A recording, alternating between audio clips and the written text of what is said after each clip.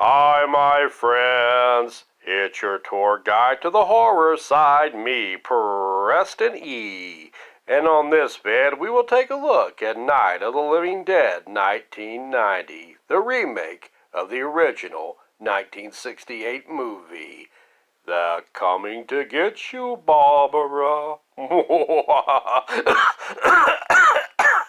Dang winter allergies.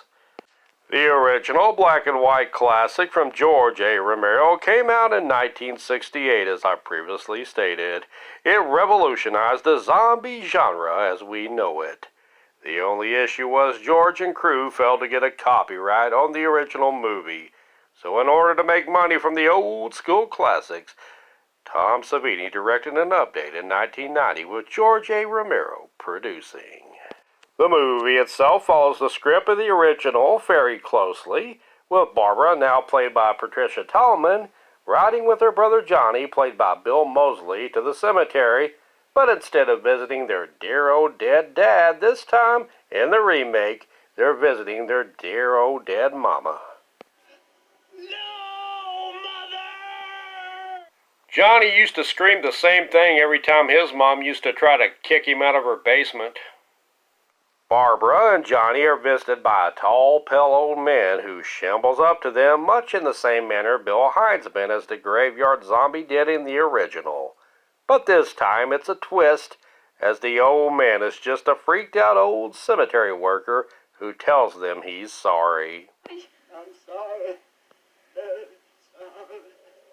I'm sorry. I just wanted to squeeze the booty. I'm sorry. Women always act this way to me. I'm sorry. However, this time it's a twist as the real zombie pops up on screen as the old geezer walks away and attacks Barbara. There's no mistaking that this time this one is a zombie, and he is not sorry. The zombie attacks Barbara and Johnny saves her only to get attacked and killed by it. And this time you can really feel the impact of Johnny's head on the tombstone. Director Tom Savini really wanted the audience to feel the hits in this movie, and I need a few ibuprofen after seeing that hit. Johnny! I'm sorry. My brother acts this way when he's on Viagra. I'm sorry. Barbara flees and realizes Johnny has the keys. So she is forced to hit the emergency brake on the car, but unlike Barbara from the first film, crunching the door on the tree, this Barbara really wrecks the car. Good job. And if it's one thing I've learned from these movies, is to always keep a set of keys on you whenever going to a cemetery. It's a rule I insist on still keeping to this day. And just like in the original, Barbara runs and discovers an old, seemingly abandoned farmhouse. Here she enters and freaks out upon discovering Thing from the Addams family, who tries to get all frisky with her. Aw, Thing, you're a handful. It turns out that the hand is not Thing, but it's a hand from the arm of a dead dude who was attacked by a still living dead dude who sees Barbara and wants her in the worst way. The men in this town suck. Barbara flees and meets up with Ben, now played by Tony Todd, who is busy running over ugly white people with his truck. Oh, they were zombies? Well, thank God for that. Ben waves hi to the crazy white woman named Barbara and gets her scrawny butt in the house before they both land on the zombie all-you-can-feast buffet. This time, Ben does not have to pimp slap the crap out of Barbara, as our Barbara in this film doesn't stay catatonic for long. They both team up to kill off some zombies as Barbara lays the smack down on the zombie who tried to attack her earlier, and we'll later find out that this zombie is the owner of the house, named Uncle Reach. Eventually, we are joined with Harry, played by Tommy Towles, and Tom, played by William Butler, after Ben and Barbara barricade the farmhouse. Harry is even more unlikable in this version of Night of the Living Dead, if that's possible, and he is extra screamy here, too. They're crazy. They're out of your yo-yos! His wife Helen in this version is played by McKee Anderson, who is more demure in her portrayal than Marion Eastman was as Helen in the original. Tom in this one is more of a redneck and is played more vulnerable than Keith Wayne, who played Tom in the original. This time his girlfriend is a truck-loving redneck named Judy Rose Larson, played by Kate Finneran. Instead of just plain old Judy, Judy in the original, played by Judith Ridley. And since we have a lot less terrified Barbara in this version, our version of Judy in this movie is really screamy. Seriously, with an even more annoying Harry, and with Judy Rose's high-pitched screams, I found myself rooting for the zombies to just break in already and eat everybody.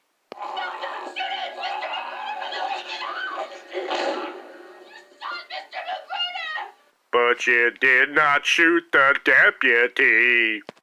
Did I mention that instead of Karen, the little girl in this one is called Sarah Cooper instead? Even though I thought Karen was a better name for a mean creature that's gonna bite your head off. And Sarah is played by Heather Mazur in this movie. In actuality, the original script of Night of the Living Dead had a little boy instead of a girl as the Cooper's kid. His name was Timmy, and we didn't have a Judy in the original script before it got tweaked for the original film. Ben was also just known as the trucker and was a much rougher character too, saying things like calling the zombies bow hoppers. I still have no idea what a bow hopper is, and I'm too lazy to Google it. Now back to the movie.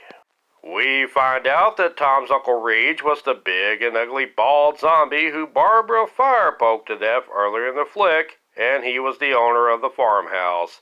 And old Uncle Reach ate Cousin Satchel, whose hand fell off on Barbara earlier in the flick. Uncle Reach and Satchel! Ooh-y. Yeah, they're kind of weird names, but at least I got to give the writers creativity points. I probably just would have called them Bubba and Clinton. Anyway, Tom and Judy eventually die in the truck, and in 1990 they go out with an even bigger bang than they did in the original movie. Anyhow, back in the house, Ben and Harry get into a gunfight as Sarah reanimates and munches on her dear mama downstairs. There is no garden spade stabbing in this movie, however we do get a nod to it, as it's seen hanging on the wall, getting blood splattered on it, as little Sarah snacks on her dear mommy. With Ben now seriously injured, Barbara rushes off, promising to find him some help, as Harry is smart enough in this one to hide in the attic. Barbara is out in the night looking for help, and sees a bunch of exterminated zombies in the back of a pickup truck, including the corpse of her brother Johnny. It is here that Barbara runs into a bunch of brain-dead, beer-swilling rednecks who could easily be mistaken for the brain-dead zombies themselves if they didn't talk so dang much. Barbara and the redneck posse go back to the farmhouse where Barbara discovers a now zombified Ben who died in the night due to gun wounds and reanimated. The posse shoots and kills zombie Ben, and this happens. Get back. You get back. Looks like old Harry gets to live in this one. Whoops, never mind. Well, at least it's a more uplifting ending for the audience. There's another one for the fire.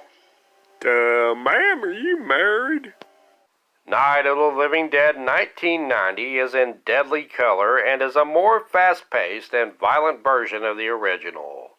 With that being said, it lacks the original black and white 1968 version's power to chill and build up tension. The movie opens bright and sunny in contrast with the dark violence we'd get throughout its 90-minute runtime. The original opens dark and gloomy and just does a better job building up a sense of foreboding dread. This movie was definitely meant to be more of a fast-paced popcorn action horror flick than the original's more news documentary style, as we get very little of any news reporters in this remake. The film gives us an intensely more unlikable version of Harry. While he is annoying in the original, you at least can relate to his reasons for being so, as he desperately wants to protect his wife and daughter. The Harry in the 1990 version seems like an over-the-top villain who's mean just for the sake of being mean and is just trying to get everyone to hate him at all cost.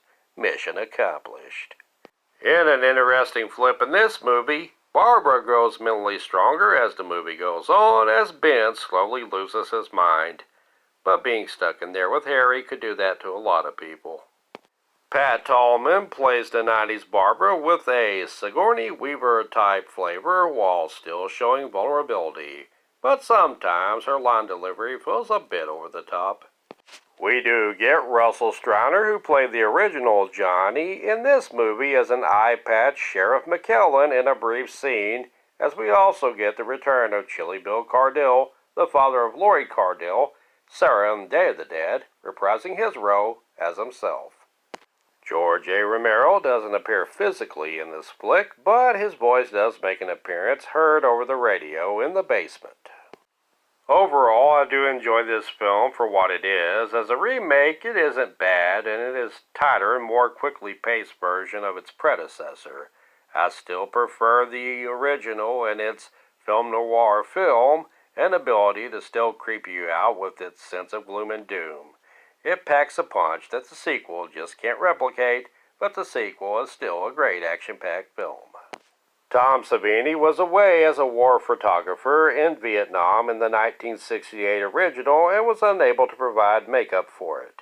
He directs in this one as well as provides the special effects and makeup like only he can. And by the way, did I mention Tony Todd is in this movie? If no other reason to watch this movie, watch it for Tony Todd. Dwayne Jones is great in the original role of Ben, and he brings a certain sensitivity and realness to the role. But man, if there is a great successor for the role of Ben, it's Tony Todd. As only he can, he brings a strength and intensity to this role. Well, that about does it for me. Thanks for watching, and please like, sub, and share. I've been Preston E. Garrison, and I'm out of here.